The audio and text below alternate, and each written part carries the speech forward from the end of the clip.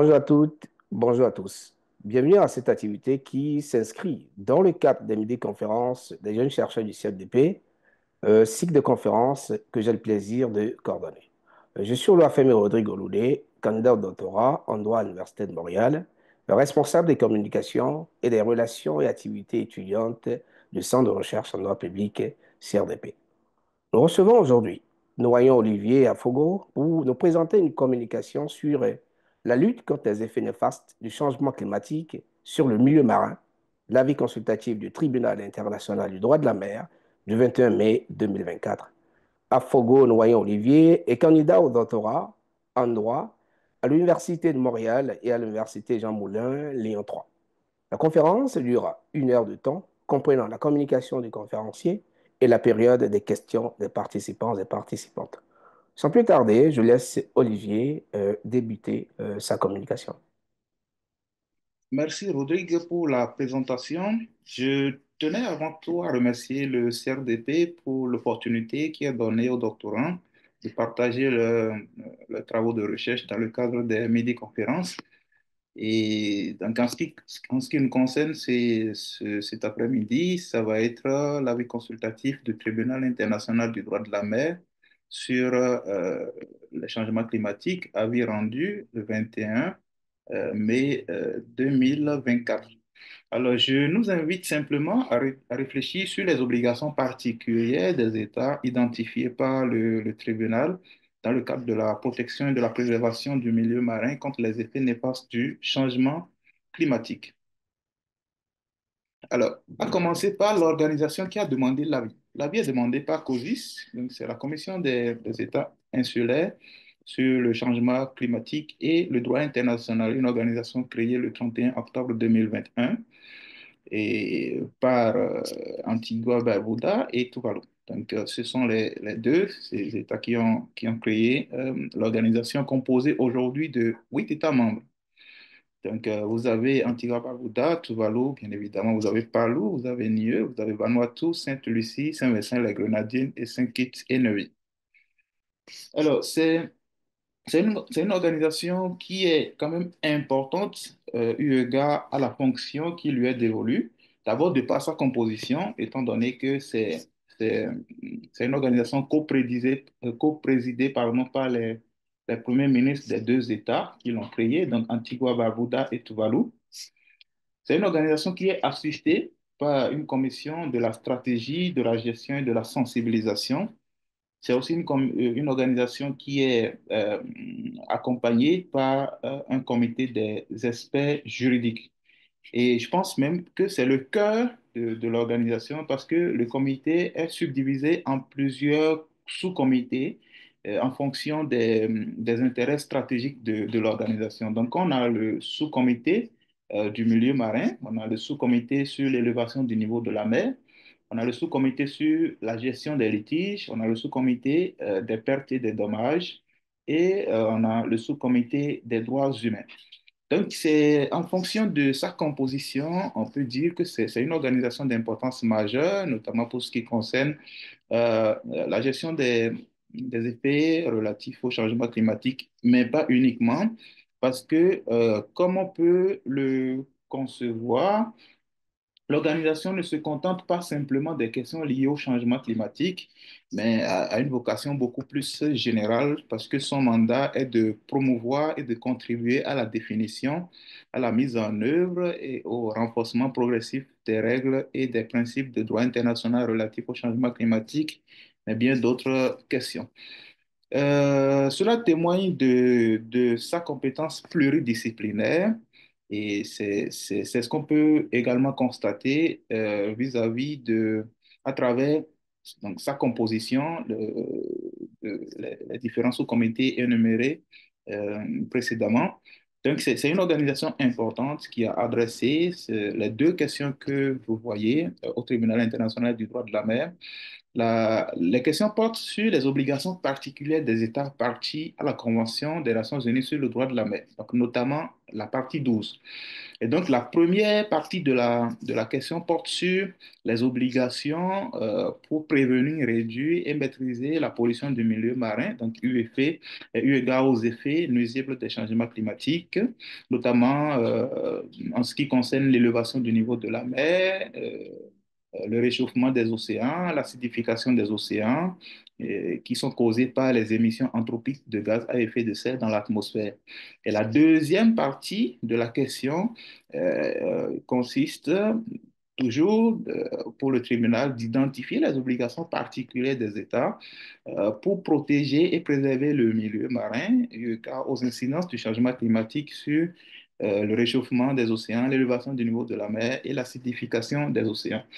Donc, simplement, on peut constater que les deux questions formulées n'ont pas le même champ, donc n'ont pas la même portée juridique. La première question est beaucoup plus restreinte que la deuxième, ce que le tribunal n'a pas manqué de relever dans son avis consultatif.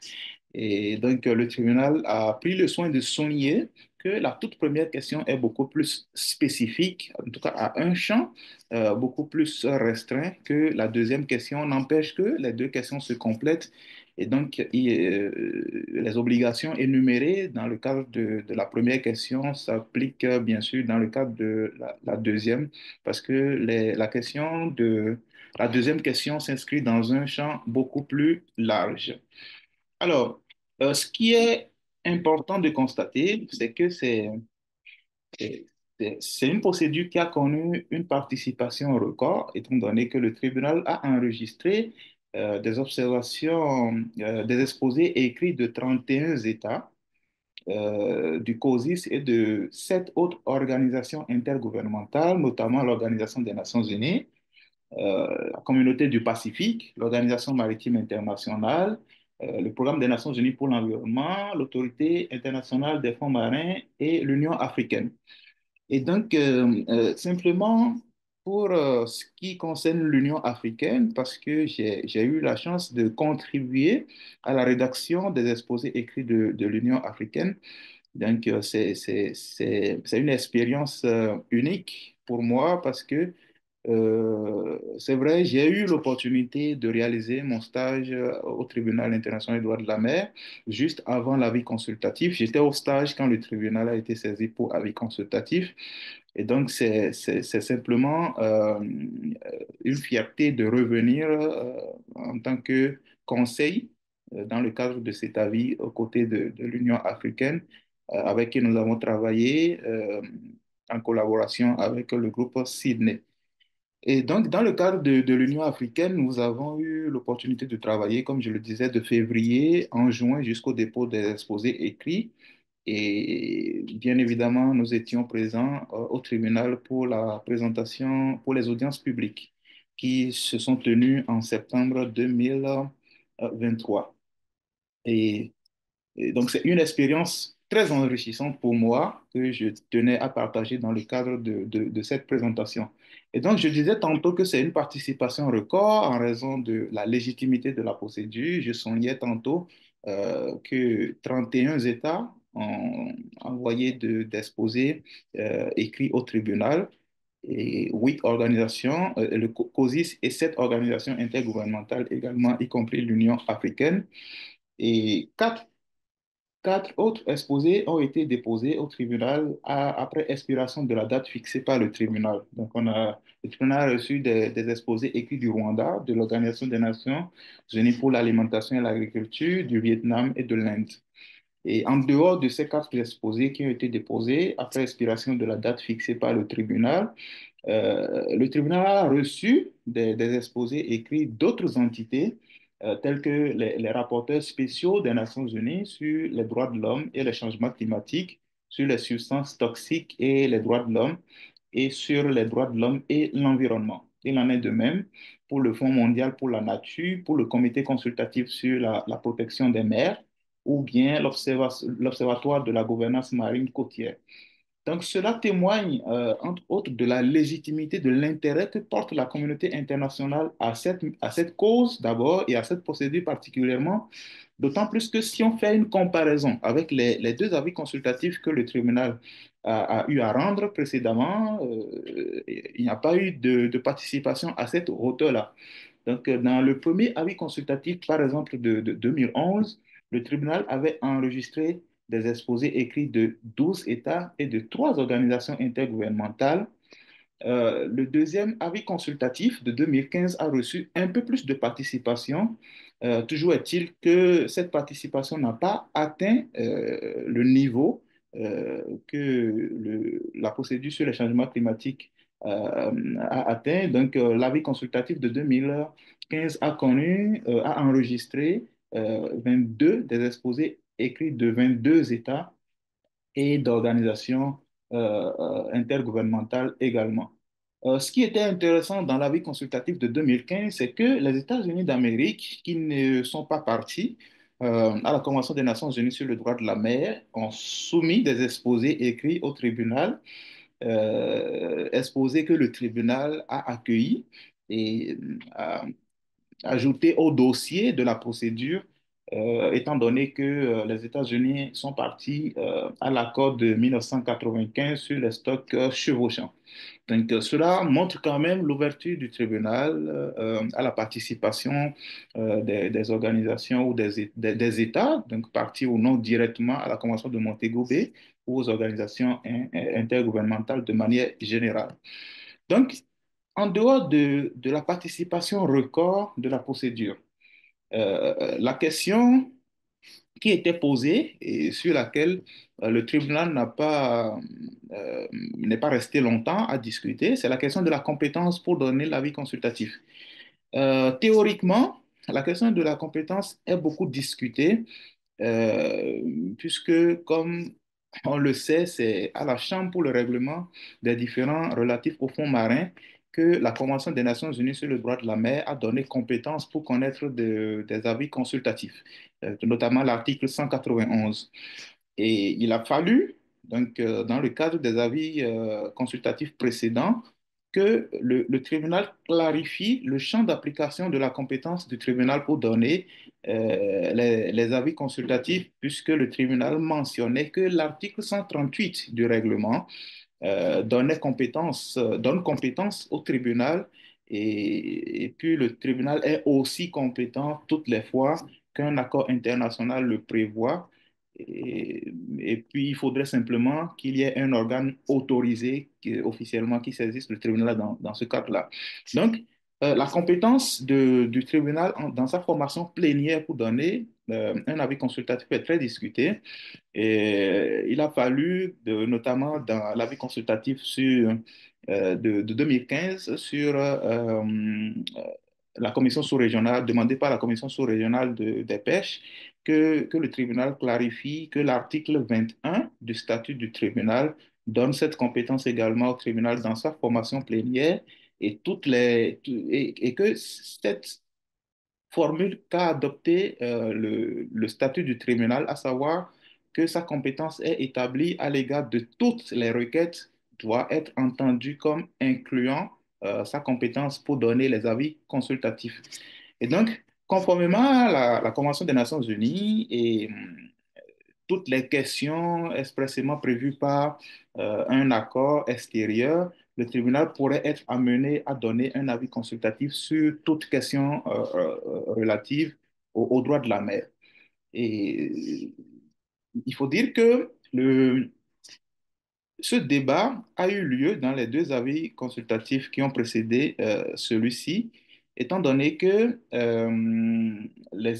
certains États continuent de penser que le tribunal, dans sa formation plénière, n'a pas compétence pour donner des avis consultatifs. Alors, la question était posée de savoir si COSIS, dans le cadre de cette procédure, était compétente pour demander un avis consultatif au TIDM. Alors, la question ne s'est pas posée de la même façon que dans les deux avis précédents, parce que ici, comme nous l'avons mentionné précédemment, l'article 1er, paragraphe 3 du COSIS donne mandat à l'organisation pour promouvoir et contribuer à la définition, à l'application et au développement progressif du droit et des principes du droit international applicables au changement climatique. Et donc, cette lecture combinée avec l'article 2 de l'accord portant création de COSIS permet d'établir très clairement la compétence de l'organisation à demander l'avis au tribunal, étant donné que l'article 2, paragraphe 2 en question dispose que compte tenu de l'importance fondamentale des océans comme puits et réservoirs de gaz à effet de serre et du lien direct qui existe entre le milieu marin et les effets néfastes du changement climatique sur les petits États insulaires, que la Commission est autorisée à demander un avis consultatif au tribunal sur toute question juridique entrant dans le cadre de la Convention des Nations Unies sur le droit de la mer, en incitant bien évidemment les dispositions précédemment évoquées, à savoir l'article 21 du statut du tribunal et l'article 138 de son règlement. Donc, simplement pour dire que COSIS a quand même pris les dispositions pour que cette question de la compétence ne se pose pas de la même façon que dans la vie précédente. Cela étant, certains États ont toujours contesté l'avis la compétence du tribunal à donner cet avis. C'est notamment le cas de la Chine qui a maintenu sa position. Parce que pour un bref rappel de la position des États sur la compétence du tribunal à donner un avis consultatif, dans l'avis sur la responsabilité et les obligations des États, en ce qui concerne les activités menées dans la zone, il était question pour la Chambre pour le règlement des différends relatifs au fonds marin de donner l'avis consultatif. Et donc, comme je l'ai invoqué tantôt, l'article 191 pardon, de la Convention des Nations Unies sur le droit de la mer prévoit cette compétence. Donc, il n'y a pas eu d'objection sur sa compétence, sur la compétence de la Chambre à rendre l'avis consultatif. Il en est autrement de la deuxième procédure consultative en ce qui concerne la commission sous-régionale des pêches, parce que dans cette deuxième procédure, certains États ont soutenu la compétence du tribunal dans sa formation plénière à donner l'avis consultatif.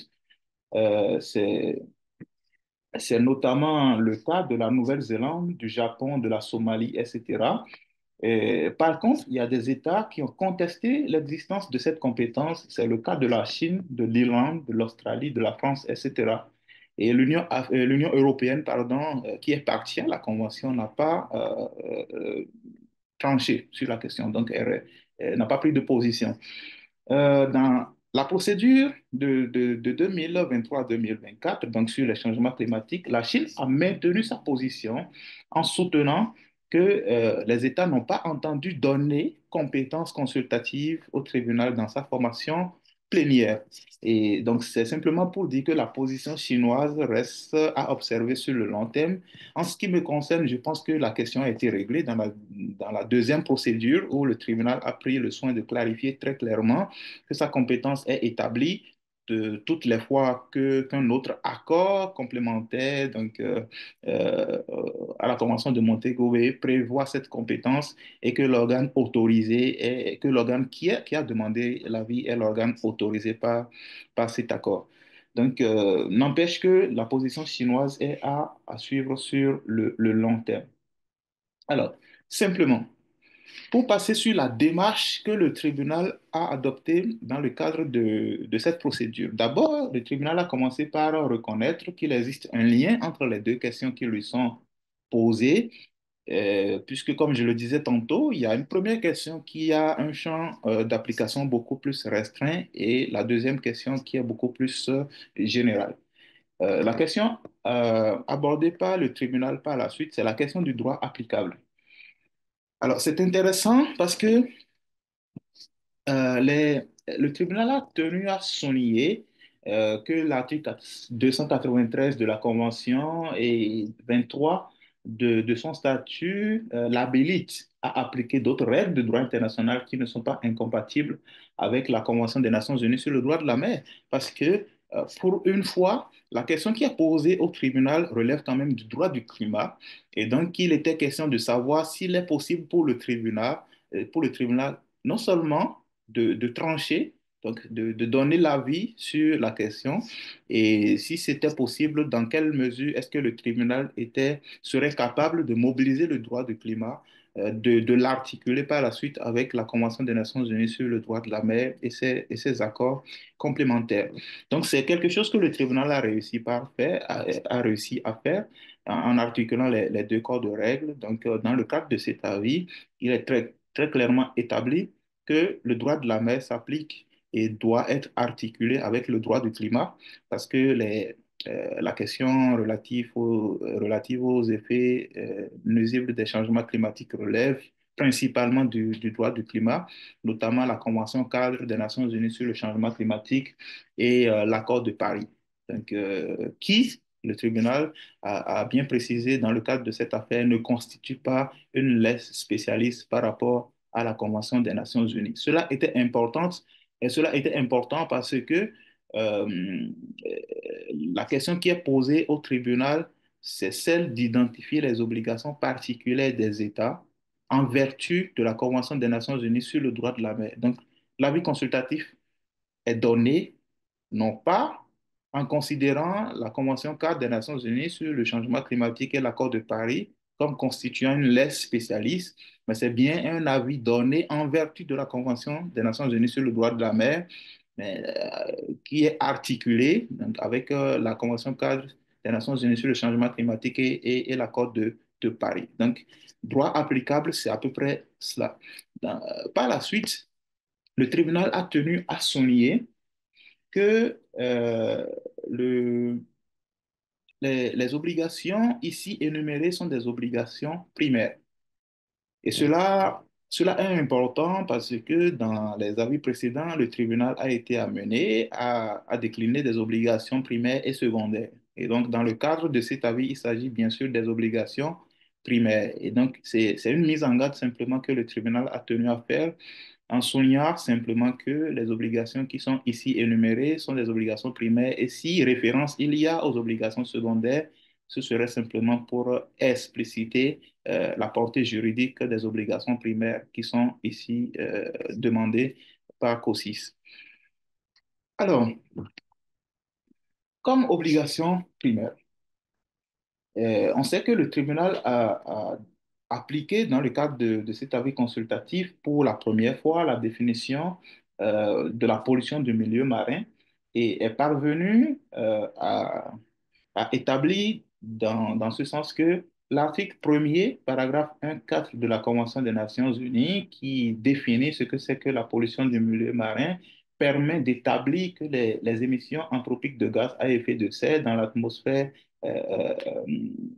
satisfont les trois conditions cumulatives qui ressortent de cette définition. Donc, partant de cette définition, le tribunal a établi qu'il doit exister pour obtenir le qualificatif de pollution du milieu marin, il doit exister une substance ou une énergie qui est introduite par la suite euh, directement ou indirectement dans le milieu marin par l'homme et que cette introduction doit causer un effet nocif pour le milieu marin. Donc, globalement, ce sont les trois critères qui permettent de retenir euh, le qualificatif de pollution du milieu marin. Et étant donné que le tribunal a réussi à établir que les émissions de gaz à effet de serre constituent la pollution du milieu marin, il a été question de savoir de la caractérisation du type de pollution dont il s'agit. Donc, le tribunal a retenu que cela satisfait au moins trois des types de pollution qui existent, notamment, globalement, il existe six types de pollution du milieu marin. Donc ici, le tribunal en a retenu trois. Alors, pour passer à la réponse aux questions, le tribunal a commencé pour répondre à la première question par identifier à partir de l'article 194, paragraphe 1 de la Convention des Nations Unies, que les États ont l'obligation de prendre toutes les mesures nécessaires pour prévenir, réduire et maîtriser la pollution du milieu marin liée aux émissions anthropiques de gaz à effet de serre dans l'atmosphère. Et la deuxième obligation que le tribunal a identifiée, c'est l'obligation de prendre toutes les mesures nécessaires pour prévenir, réduire et maîtriser la pollution transfrontière due aux émissions anthropiques de gaz à effet de serre relevant de leur juridiction ou de leur contrôle. Les deux obligations sont des obligations de due diligence, tout simplement. Donc, ce sont des obligations de moyens qui, en fonction de la participation de l'État à l'émission de gaz à effet de serre, pourraient être appréciées de manière objective. Et donc, c'est tout d'abord une première obligation de prendre toutes les mesures nécessaires pour prévenir, réduire ou maîtriser la pollution du milieu marin qui pourrait résulter de ces émissions. Et la deuxième obligation, c'est celle qui consiste à prendre les mesures nécessaires pour contenir, si pollution il y a, les effets de cette pollution à l'intérieur de la juridiction de cet État. Donc, pour éviter que les émissions dans un État X ne causent de dommages au-delà des frontières de cet État. Donc, voilà les deux premières obligations énoncées par le tribunal pour répondre à la première question qui lui est posée. La troisième obligation est déduite des articles 207, 207, 211 et 212 de la Convention des Nations Unies sur le droit de la mer. C'est l'obligation qui est faite aux États de prendre toutes les mesures nécessaires pour prévenir, réduire et maîtriser la pollution du milieu marin par des sources d'origine tellurique, par les navires et de la pollution d'origine atmosphérique ou transatmosphérique. Alors, cela nous permet tout simplement de transposer ici, dans cette troisième obligation, la définition que le tribunal a retenue des émissions de gaz à effet de serre comme constituant une pollution du milieu marin. Donc, cela permet de situer les sources de pollution en question qui sont déduites directement des articles 207, 211 et 212. Donc, pour le tribunal, les émissions de gaz à effet de serre sont des sources de pollution du milieu marin, ce sont des sources d'origine tellurique, ce sont des sources de pollution par les navires et aussi ce sont des sources de pollution d'origine atmosphérique ou transatmosphérique. La quatrième obligation déduite de la première question posée au tribunal consiste à imposer aux États euh, cette obligation d'adopter des lois et règlements nationaux donc pour donner pleinement effet aux règles et normes internationales applicables aux obligations de prévenir, réduire et maîtriser la pollution du milieu marin due aux émissions anthropiques de gaz à effet de serre. Alors, c'est important parce que dans le cadre du droit applicable, on a fait essentiellement cas de la Convention cadre des Nations Unies sur le changement climatique et de l'accord de Paris, articulé avec la Convention des Nations Unies sur le droit de la mer, mais il ne faut pas perdre de vue que ce sont là les tests principaux applicables. Donc, ici, quand le tribunal fait allusion aux normes internationales applicables, il faut bien intégrer qu'il peut s'agir du protocole de Tokyo ou bien de l'annexe 7 de la Convention MAPLO ou bien de l'annexe 16 de la Convention de Chicago ou du protocole de Montréal, y compris l'amendement de Kigali. Donc, il y a un ensemble de corpus qui existe en droit international qui doit, qui doit être transcrit dans l'ordonnancement interne des États. Et donc, l'obligation qui est faite aux États ici, c'est d'adopter des mesures au plan interne pour donner plein effet à l'ensemble de ces règles. Alors, une dernière obligation, l'avant-dernière obligation qui constitue la réponse à la première question, cette obligation est déduite des articles 193, 197, 200 et 201 de la Convention des Nations Unies sur le droit de la mer, lus conjointement avec les articles 194 et 192 de la même convention. Et c'est l'obligation de coopérer. Donc, l'obligation de coopérer, qu'on sait, c'est une obligation d'ordre général, mais cette obligation doit être ici appliquée de manière continue, efficace et de bonne foi pour prévenir, réduire. Alors, simplement ici, le tribunal essaye de caractériser l'obligation en question. Donc, c'est une obligation qui doit être respectée de manière continue, de manière efficace et de bonne foi. Et ces précisions étaient importantes parce que ça permet un peu de relativiser le caractère général qu'on connaît de l'obligation de coopérer notamment lorsqu'il s'agit de protéger et de préserver le milieu marin. Une dernière obligation déduite des articles 202, 204, 205 et 206 de la Convention des Nations Unies sur le droit de la mer, c'est l'obligation d'assister les États en développement, donc d'exercer une surveillance continue qui passe par la publication de rapports, donc de procéder à des évaluations des incidents sur l'environnement, ainsi de suite. Donc cette obligation d'assistance doit se faire sur le plan technique, sur le plan financier. Ça dépend des besoins spécifiques des États en développement. Donc, c'est simplement pour permettre aux États développés de venir en aide aux États en développement pour leur permettre d'atténuer les pertes et les dommages subis du fait des émissions de gaz à effet de serre, tout simplement. Donc, réponse à la deuxième question posée au tribunal, c'est une obligation tirée de l'article 192 de la Convention de Montego Bay. C'est l'obligation de protéger, de préserver le milieu marin des effets du changement climatique et de l'acidification des océans. Donc là encore, c'est une obligation générale qui est posée à l'article 192 de la Convention, qui est ici rappelée. Simplement, c'est une obligation qui sera appliquée au cas par cas en fonction des spécificités et du degré de participation de chaque État à la pollution du milieu marin. La deuxième obligation, elle est déduite des articles 61, 119 et 194, paragraphe 5. Et c'est l'obligation de conserver les ressources marines vivantes, donc de protéger et de préserver les écosystèmes rares et fragiles ainsi que leur habitat, les espèces en voie de développement, en voie d'extinction, pardon, des effets nuisibles du changement climatique et de l'acidification des océans. Alors, cette obligation découle du pouvoir qu'ont les États donc d'adopter des mesures de conservation et de gestion de ces ressources.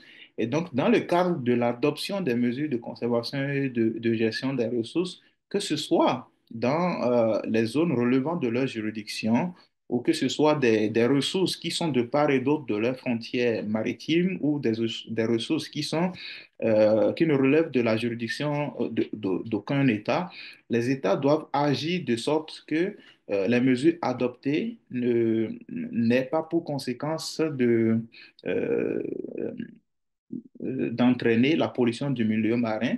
Et donc, c'est une mesure de préservation, simplement, pour une gestion durable des ressources marines. La troisième obligation, et je crois que c'est la dernière pour répondre à la deuxième question posée au tribunal, elle est tirée des articles 63, 64, 118 et 196 de la Convention de Montego Bay. C'est l'obligation de coopérer. Alors, l'obligation de coopérer est déjà arrivée une première fois dans la réponse à la première question. Donc, c'est le lien que faisait le tribunal entre les deux questions qui lui sont posées. Donc, ce sont des questions complémentaires.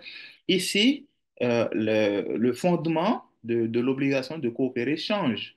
Parce que ici, l'obligation de coopérer s'applique en vertu des articles 63, 64, 118 et 193 et 196. Et cette obligation de coopérer doit se faire pour assurer la conservation et le développement des stocks partagés, ainsi que les ressources marines vivantes en haute mer contre les effets des changements climatiques et l'acidification des océans.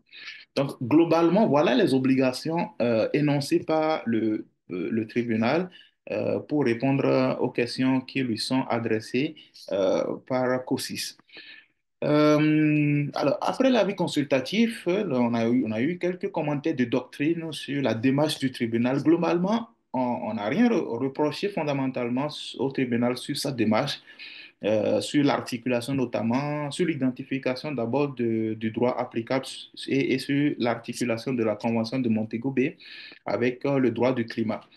Je pense que les critiques sont allées plutôt sur la réserve du tribunal pour aborder les questions, les incidences des changements climatiques sur les droits humains.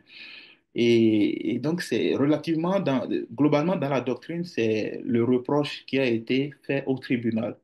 Ce reproche s'aperçoit également dans les déclarations individuelles des juges, de certains juges, notamment des juges Paolac ou bien du juge Kitiché Rassi, de, de la juge Teresa ou Kafi.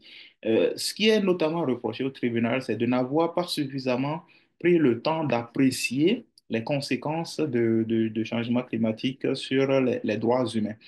Alors, je pense que l'approche prudente adoptée par le tribunal dans le cadre de cette procédure est dans certaines mesures justifiée euh, pour deux raisons fondamentalement. Premièrement, parce que le tribunal n'est pas appelé à décliner des obligations qui s'appliquent aux États dans le cadre de la protection des droits humains. Les questions qui sont posées au tribunal sont très claires. Il s'agit d'identifier les obligations particulières des États sur les effets néfastes des changements climatiques sur le milieu marin. Donc, de ce point de vue, je pense que la question est suffisamment claire. Le tribunal n'a même pas eu besoin de la reformuler pour répondre à cette dernière. La deuxième raison, c'est que l'approche prudente est justifiée parce que l'avis consultatif est intervenu dans une période où les juridictions, les organes de protection des droits de l'homme sont aussi saisis pour se prononcer sur la même question. Donc, on sait que la Cour interaméricaine est saisie pour apprécier les effets des changements climatiques sur les droits humains. La Cour européenne des droits de l'homme venait de trancher pour la première fois dans un certain nombre d'affaires sur les conséquences des changements climatiques sur les droits humains.